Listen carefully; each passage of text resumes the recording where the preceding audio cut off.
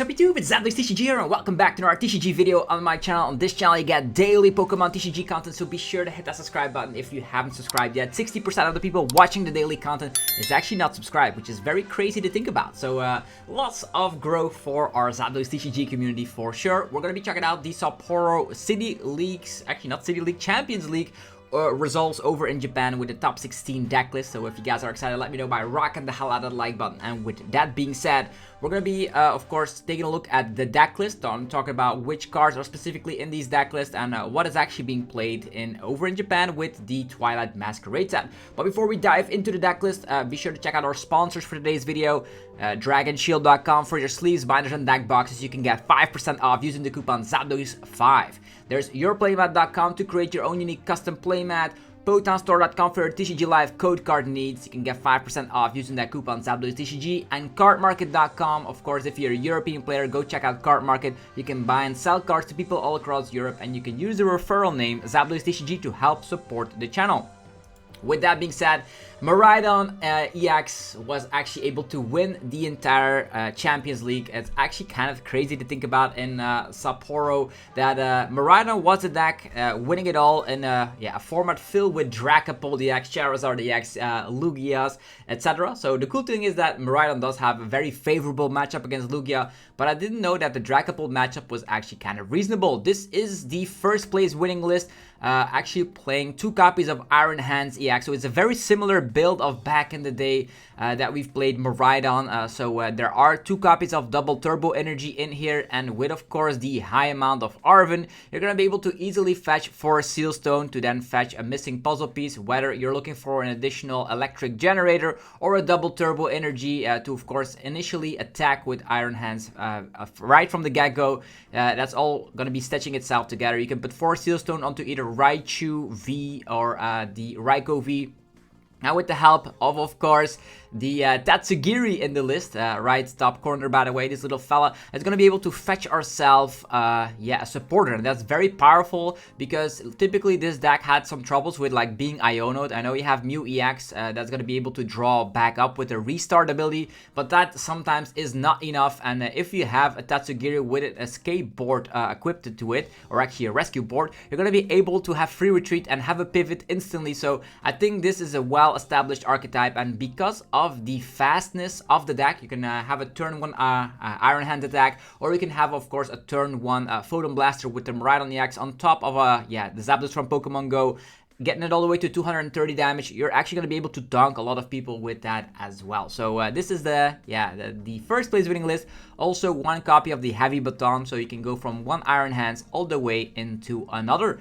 So Radiant Greninja also find its way in this list just because the high amount of energies in the list. So there's 18 energies in total, so that means your electric generators will be hitting most of the time. So this actually got first place. Then we're going to be talking about the second place list, and that is Gardevoir. So all these lists that made it all the way into the finals surprised me in this Twilight Masquerade format filled with Dragapult. Dragapult was public enemy #1. And for good reason, the deck is very solid, but Gardevoir still managed to hang in there. There's the Monkey Dory out there, allowing you to put 3 damage counters from one of your Pokemon to one of your opponent's Pokemon if it has a Darkness Energy attached. So there's 2 Darkness Energies to make it happen. Only 1 Earthen Vessel, but this is a very funky list playing Irida.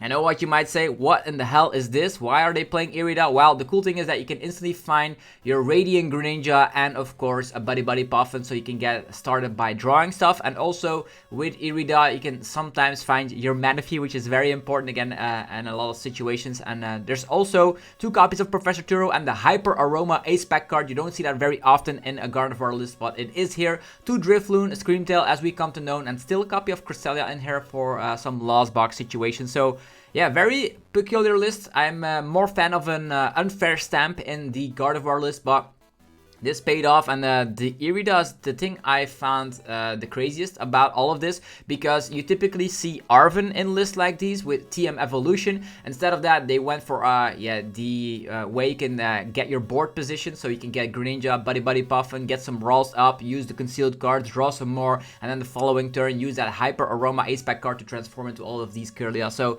yeah, very interesting to see. Also no The only HP buffing tools are actually the Bravery Charm, but you don't need more because with Bravery Charm, Drifloon is able to slap 300, and with that Monkey Dory, you're at 330 regardless. So there is that. No Luxury Escape or anything like that. So, but there are of course 2 copies of Professor Turo, so you can make sure you can even use the Monkey Dory ability twice. That's also something you could do if you have 2 Darkness Energy. So there are definitely ways in this world where you're gonna be able to do a lot of stuff with the Gardevoir. So getting 2nd place. Then 3rd place in the Sapporo City, actually Champions League, is Dragapult itself. So Dragapult, #1 deck in the Twilight Masquerade set, has a lot of targets on its back, but was still able to get all the way to 3rd place. This is a list playing the Xatu engine, so a 2/2 Xatu engine, allowing you to accelerate the Psychic Energy while drawing cards, which is great. Also 2 copies of Miraidon to just get your initial setup. The Dracloak, allowing you to draw a little bit further. Looking at the top 2 cards, get 1 in the hand, 1 goes to the bottom of the deck, and with a high amount of Arven, you can either go for TM Evolution to get 2 Dracloak into play, or you can actually fetch yourself the Forest Sealstone, which works on the Miraidon. Getting any card you want always seems good, right? Something like the one of Unfair Stamp is also something you can fetch with the Arven. So lots of crazy things. The Radiant card of choice is Radiant Alakazam, because with of course the Phantom Dive, you just sprinkle around some damage counters here and there, and then you can replace them when necessary. So 1 Collapse Stadium. So very similar to something like a Charizard EX in that sense, with like a high amount of Rotom, 1 Collapse Stadium. And it is actually doing the job. Like the Arven engine really works here, and we do have 2 copies of Balls and a Counter Catcher on top of that. Enhanced Hammer really great against those pesky Lugia decks out there that are playing the Legacy Energy, so there is that. So 3rd place for Dragapult EX. 4th place was Lugia VSTAR, and yeah, I'm not gonna tell any lies. Lugia actually gets way better because of Legacy Energy.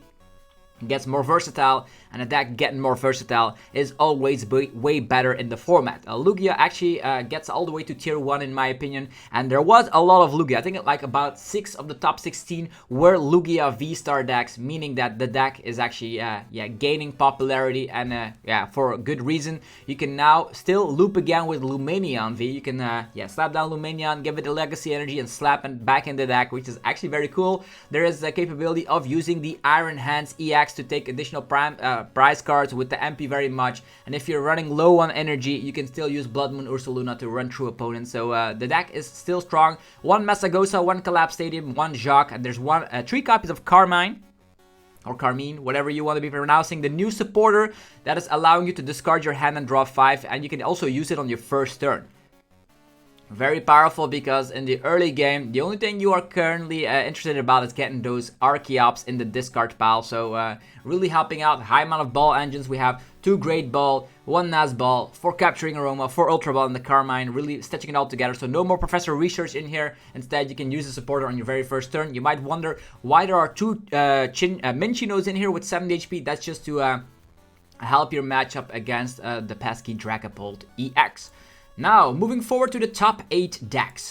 This actually got top 8. This is a hybrid of Lost Box in combination with Dragapult. So there's a 4-3-3 line of Dragapult in here, and then the Lost Box engine on top of that. So we do have Cramorant with Spit Innocently, Sableye with the Lost Mine, and even a Radiant Charizard that can swoop in with 250 damage output with the Combustion Blast out there. Prime Catcher in the list, and yeah, this actually is playing a high amount of Colress and 2 copies of Iono as well. Again, Temple of Sinnoh could really help with that Legacy Energy, and also sometimes Neo Upper Energies, which you sometimes see in Dragapult lists. So yeah, just a Lost Box with Dragapult on top of it, which actually could get some major damage on the bench with stuff, for instance, like the Phantom Dive in combination with Lost Mine can get yourself multiple prize cards.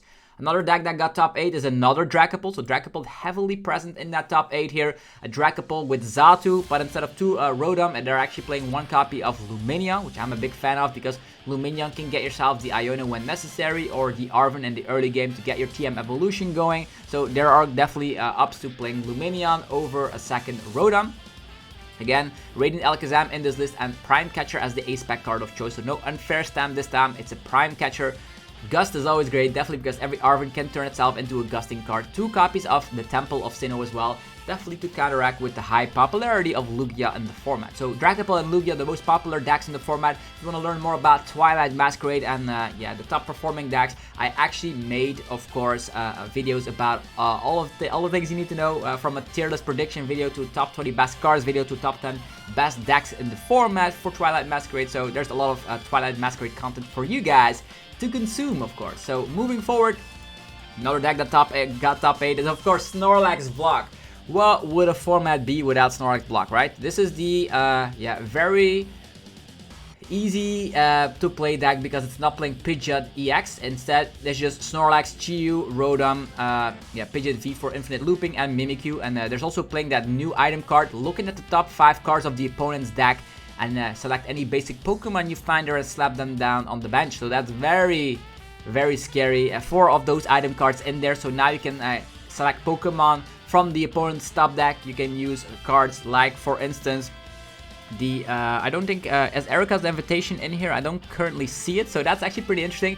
Instead of playing Erica's Invitation, they're actually playing the high amount of the item cards, so that's actually pretty interesting. So I wonder if people know how to play against this. Also, we had the tool card that if you get damage, you can move an energy from the opponent's attacking Pokemon to one of the Pokemon on the bench, so that's actually pretty annoying as well. There's Luxury Escape, the Assault Vest for some damage reduction, and Hero Escape as, of course, the ace-pack card of choice with Bravery Charm, so more HP. A little bit less on the HP department, but more on the disruptive part with that new Tool card, allowing you to disrupt, and the opponent's energies will be going to bench sitters, which is very hilarious for sure.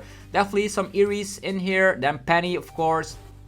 Couple of Iono, Misfortune Sisters, and then 2 copies of the Giacomo. The Giacomo is getting more and more popular, definitely with your high amount of Palpat in here as well, because that is probably going to be one of your win cons against Lugia decks. You do have the Temple of Sinnoh, you do have the Giacomos, which you can loop, so that's going to be your main win condition right there. Also, you could potentially trap something like a Luminion, but now with Legacy Energy, it's a bit less useless. So if you want to trap Luminion, you're probably going to have to use Giacomo. So, of course, you can discard Legacy Energy or use Temple of Sinnoh, something like that. But the problem also with this is that Lugia is playing a high amount of Jet Energy. So, still, Snorlax getting to that top 8. Very, very interesting for sure. Then we are actually missing out a couple of decks from the top 8. I think one deck is not revealed quite yet. That will become revealing. They're revealing it shortly. So, but if you want to be up to date, you can also get over to tcglegends.com. Actually, it's ptcglegends.com, where they're also going to be showcasing the results right there. But I want to be the first talking about, of course, the Sapporo Champions League.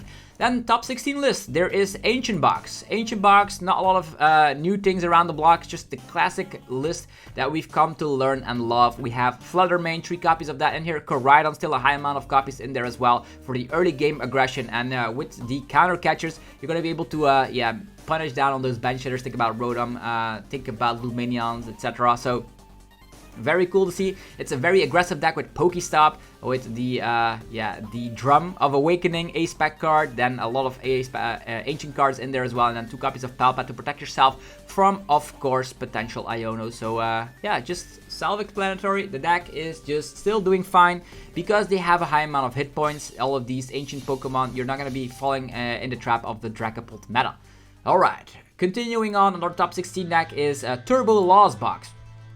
I predicted Turbo Lost Box to still be doing fine. Of course, there is a tech card coming for Lost Box coming in August, so we definitely need to be wary. If you want to be playing Lost Box, now is your you still have a shot at this, because the Kyurem that we talked about yesterday still has not released quite yet. So this is actually playing 1 Cramorant, 2 of the Sableye with Lost Mine. There's a Raikou for, of course, the Lugia matchup, but also is a target for Forest Sealstone. So there's 2 copies of Forest Sealstone in here. To get any card you want is very strong. Blood Moon Ursaluna if the opponent has taken a couple of prize cards. And then, of course, MPU very much of the Iron Hands EX. So you want to get to 7 cards in the Lost Zone ASAP with Forest Sealstone, 3 copies of Lost Vacuum. You're definitely going to be making it work. No Stadium in this list, so you're pretty much reliant on your Colorus, your Comphase, of Lost Vacuum, and the Forest Sealstone. So Very cool to see. It's kind of turbo. I would love to see something like a Pokestop in this list to make it a little bit more turbo. Maybe you cut down on one Forest Sealstone, add in Pokestop, and maybe cut down on a Vacuum and add in another Pokestop. That could definitely be the case, but this list has performed quite well. Also with the Iron Bundle, being able to push away Flutter Mains, otherwise you cannot use Comfey. So yeah, very cool. A lot Turbo Lost Box still in there. Top 16. Now we're going to be taking out a lot of Lugia lists out there. Lugia is, yeah, such a unique deck that you now, with Legacy Energy, can put all sorts of decks, actually, deck cards in your list. This time around, it's playing the Wellspring Ogerpon EX, allowing you to slap 120 damage. Actually, it's, yeah, 100 damage to the active and then 100 damage to one of the opponent's bench Pokemon, something like that. So, hitting 2 targets with a lot of damage allow you to take 2 prize cards simultaneously. You can also do it with the Iron Hands and the MP very much. So, having 2 prize capabilities in a lot of situations, either with sniping of the Wellspring Ogerpon EX or with the Iron Hands EX, is definitely a nice addition for Lugia on top of the high pressure that a Chinchino can bring to the table. So yeah, also again, Carmine seems to be a 4-off now in Lugia, which you're going to be able to play on your very first turn. Lugia always wants to be going first, and now you can play a supporter on your first turn, so that makes it very, very scary for yeah, the situation. Also, there is a Lost Vacuum in here. I wonder for which archetype that actually is. But it is in here, of course. Not only can you get rid of Temple of Sinnohs with that, you can also knock off some tool cards. Think about Heroescapes, all that shenanigans can definitely get knocked off with that Lost Vacuum. Then another Lugia list in top 16. This time around, they're playing 1 copy of the Weird Eater V. And again, Wellspring Ogerpon EX finds its way. And almost all of these Lugia lists are, of course, rocking the Blood Moon Ursaluna for the late game capabilities. If you're running low on energies, the Blood Moon Ursaluna can still pack quite the punch. This is actually playing the Jamming Tower as well, allowing you to shut down all tool cards from effect. So that's going to be meaning that something like, I would say in this scenario, like Maximum Belts could get shut down, Heroescape could get shut down. Yeah, Bravery Charms, all the tool cards in existence get shut down thanks to that one-off Jamming Tower. There's the Torton in here, allowing you to yeah, reuse specific Pokemon. Think about if you want to be using an additional Snorlax or an additional Blood Moon Ursaluna or even a Weird Eater V. It's all possible with that Torton. The cool thing also with Wellspring Ogerpon EX is that you shuffle your energies back into your deck, which is very great, so you can reutilize them at a later point in the game and save some energies while you're potentially getting knocked out. Yeah, a 3-2 line of Chinchino. Chinchino still is one of the strongest attackers in the deck, but also with Weird Eater V, if you have some survivability, that could also pack quite the punch for the one-hit KOs. Then, another Lugia VSTAR list. This time around playing 3 copies of Masagosa, still playing some research in here and no Carmine. The Carmine or Carmine or whatever you want to be calling that new supporter, I think it's a very nice inclusion. I personally would include it into a Lugia list just so you can get yourself started. If you have like a very bad hand in the opening phase, you can also use that to yeah, draw into some great resources right there. 2 copies of Lumineon. I like the 2 copies of Lumineon because, as mentioned, with Legacy Energy, you can attack, shuffle back, and use the Legacy Energy once more. Very cool. Lumineon looping is back. Lugia is almost back to its full force of the Silver Tempest. The only thing we're missing out right now is something like a Quick Ball. But yeah, the deck, very, very solid. Lots of Lugias in that top 16, and that's currently all the list we have access to. What can we conclude is that with a high amount of Lugia in the format, with a high amount of Dragapult in the format, I think Miraidon's not too badly positioned. Miraidon instantly wins against Lugia most of the time. And also, against Dragapult, you're sometimes way too quick. You can just go MP very much, they cannot respond because you have 230 HP. You MP very much again with your high amount of Boss's Orders, and out of nowhere the opponent is running from behind. So that's the reason why Miraidon did so well. I have no idea why Gardevoir did so well. I think Gardevoir still has a nice way to win against Lugia, but now with their Wellspring Ogerpons around there, as well as Iron Hands EXs in the list, I think it's becoming a little bit questionable of how this Gardevoir got so far, definitely without Unfair Stamp and going for the Hyper Aroma Ace-Pack card instead. But yeah, the format seems pretty good. Lots of Lugia, lots of Dragapult. We'll have to yeah, think about what to play for Worlds or for your upcoming tournaments here and there, because yeah, you need to be beating Dragapult and Lugia, and Miraidon also seems to be flying around here in the higher placement, so there's that. I haven't seen any Charizard in the top 16 currently. There could still be one if they reveal some list later down the line, but it seems that with the high amount of Dragapult, Charizard is struggling a little bit, which is, I think, good news, because Charizard was literally everywhere in the Temporal Forces meta, but now it seems to be calmed down a tiny little bit. Hopefully, guys, enjoyed the video. If you did, let me know by rocking the hell out of the like button. Helps out ridiculous ways. Subscribe to the channel. Only requires 1 tiny second of your channel of your time, and you're gonna be up to date with everything that is get posted. So definitely do so you don't miss out. And also go check out our sponsors for today's video: Dragon Shield, Your PlayMat, PokemonStore.com, and CardMarket.com. Hopefully, guys, have a great time, and I'll be seeing you guys tomorrow for some more Pokemon TCG content. Peace.